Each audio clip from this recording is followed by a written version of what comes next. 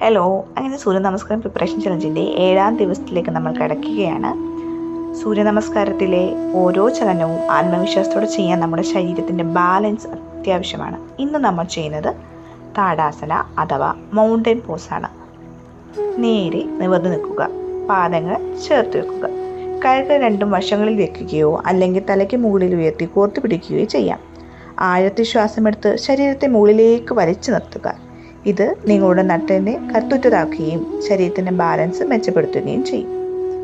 താടാസന ചെയ്യുന്നതിലൂടെ ശരീരത്തിന് സ്ഥിരത ലഭിക്കുന്നു. ഈ 7 ദിവസത്തെ തയ്യാറെടുപ്പിലൂടെ നമ്മൾ സൂര്യ നമസ്കാരത്തിന് പൂർണ്ണമായും സജ്ജമായി കഴിഞ്ഞു.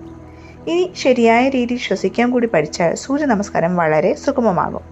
നമ്മുടെ ശ്വാസകോശത്തിന് ശേഷി വർദ്ധിപ്പിക്കാനും യോഗാഭ്യാസങ്ങൾ കൂടുതൽ ഊർജ്ജസ്വലമായി ചെയ്യാനും സഹായിക്കുന്ന ശ്വസന വ്യായാമങ്ങളുമായി നമുക്ക് നാളെ കാണാം. മിസ് ചെയ്യല്ലേ.